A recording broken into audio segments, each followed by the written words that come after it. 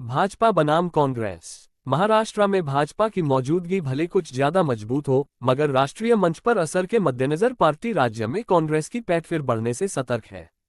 देश की सबसे पुरानी पार्टी कांग्रेस ने लोकसभा चुनाव में 13 सीटें जीत ली, जो भाजपा से 4 ज्यादा थी। वैसे उसकी 16.7% वोट हिस्सेदारी भाजपा के 26.7% की हिस्सेदारी से काफी कम थी। वजह कांग्रेस का कम सीटों पर चुनाव लड़ना था।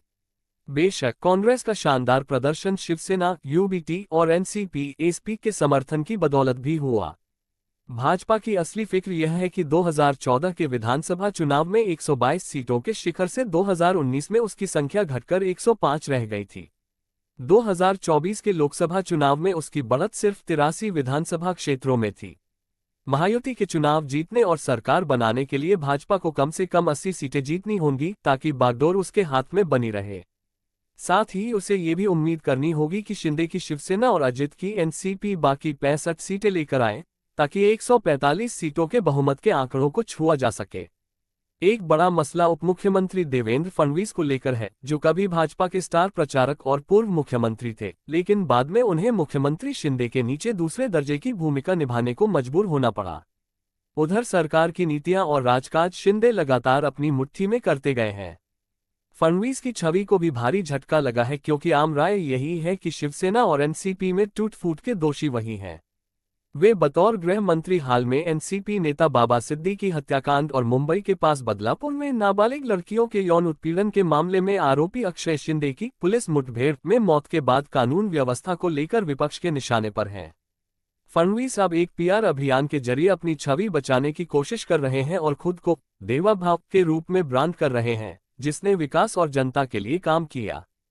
भाजपा की एक बड़ी दुखती रग पार्टी से मराठों का मोहभंग है, जो मनोज जरांगे पाटिल के नेतृत्व में आरक्षण के लिए आंदोलन में दिखाई देता है।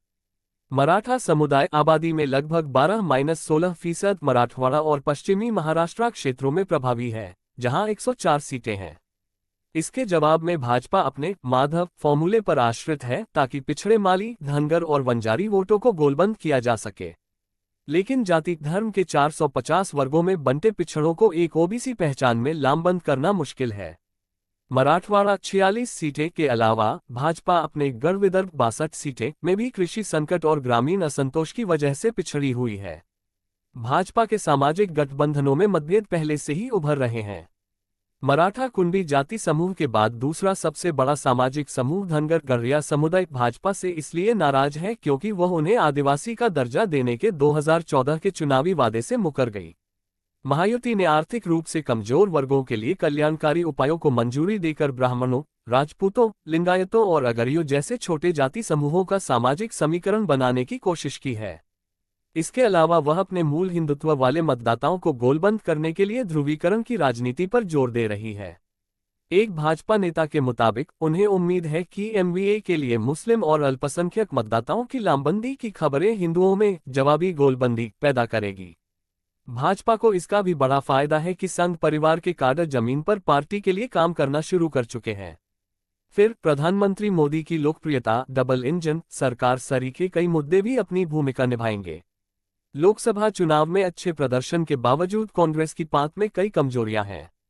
पूर्व मुख्यमंत्री अशोक चव्हाण और पूर्व नेता प्रतिपक्ष राधाकृष्ण विखे पाटिल समेत पहले तथा दूसरे दर्जे के नेताओं के भाजपा में चले जाने से कांग्रेस कमजोर हुई है। मगर वरिष्ठ कांग्रेस नेताओं को इससे राहत महसूस होती है कि पार्टी के मूल वोट आधार मुस्लिम, आदिवासी और दलित में एकजुटता दिख रही है, जैसा कि लोकसभा के नतीजों से स्पष्ट हो गया। विदर्भ के नतीजों से ये भी संकेत मिला कि किसान पार्टी की ओर लौट रहे हैं। कांग्रेस के एक पदाधिकारी का कहना है, कृषि क्षेत्र संकट और सत्ता विरोधी लहर से भाजपा को विदर्भ में नुकसान होगा। इस क्षेत्र में भाजपा और कांग्रेस के बीच सीधी टक्कर है, इसलिए कांग्रेस अपनी सीटों की संख्या बढ़ाने के लिए किसी एक नेता के बजाय स्थानीय क्षत्रपों पर भरोसा कर रही है। पार्टी नेताओं का दावा है कि उन्हें लोकप्रिय जनादेश मिल रहा है और उनका मानना है कि उनके मुख्य आकर्षण राहुल गांधी भी महत्वपूर्ण भूमिका निभा सकते हैं। पार्टी ने उन क्षेत्रों में अच्छा प्रदर्शन किया है जहां से उनकी भारत जोड़ो यात्रा गुजरी थी। बहरहाल महाराष्ट्र की यह चुनावी लड़ाई लगातार दो तरफा होती जा रही है, मगर दोनों प्रमुख मोर्चों को छोटे दलों और गठबंधनों से भी जूझना पड़ सकता है। मसलन परिवर्तन महाशक्ति मराठा नेताओं और किसान समूहों का तीसरा मोर्चा है।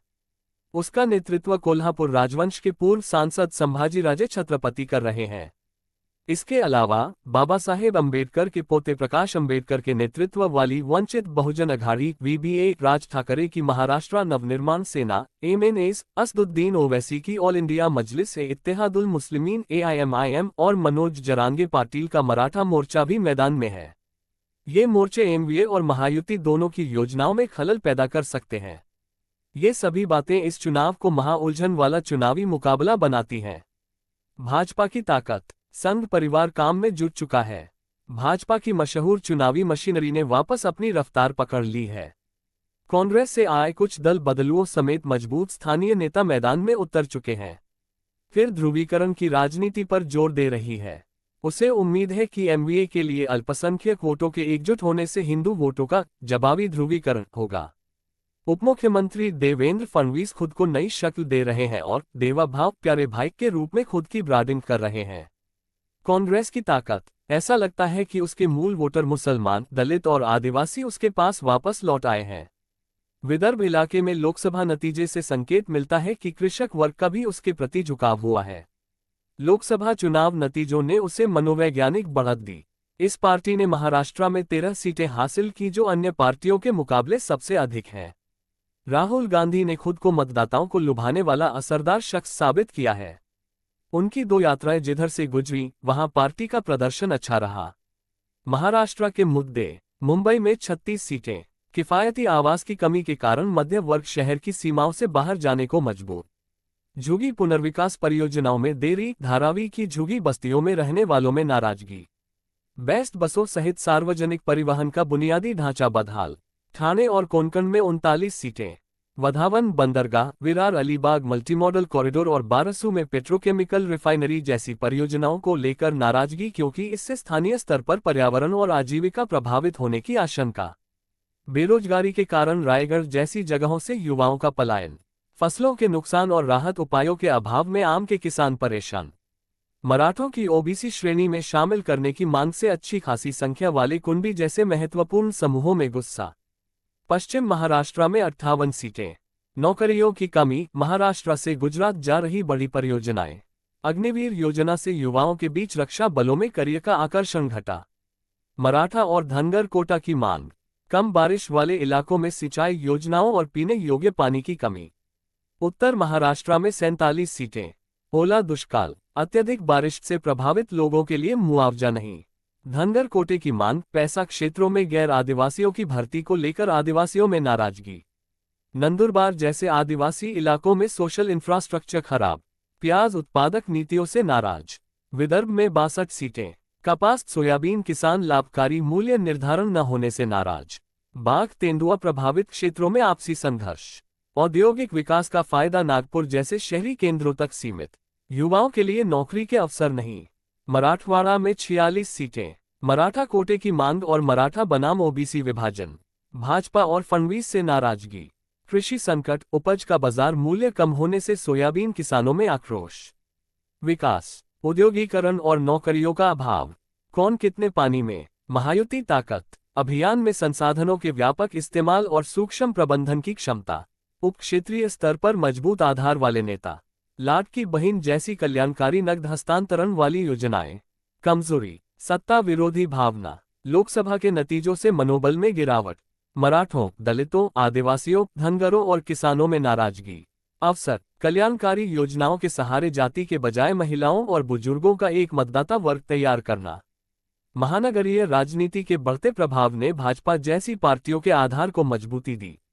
शिवसेना का मूल नाम और धनुष बाण चुनाव चिन्ह सीएम एकनाथ शिंदे गुट के पास।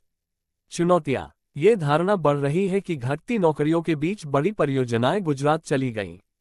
पवार सीनियर और उद्धव ठाकरे की पार्टियों के दो फाड़ होने से उनके प्रति सहानुभूति।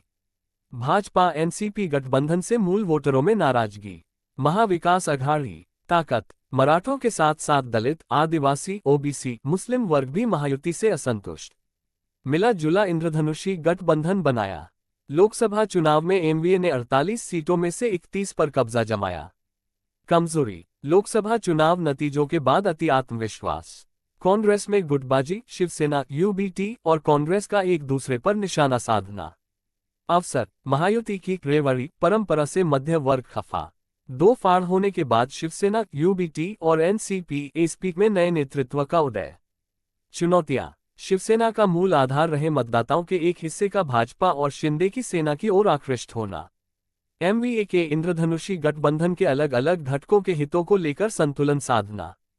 टिकटार्थियों की बड़ी संख्या के कारण स्थानीय स्तर पर बगावत के आसार। दूसरी ओर बहुकोणीय मुकाबले में मुस्लिम, मराठा वोट में सेंध लगा सकती हैं छोटी पार्टियां।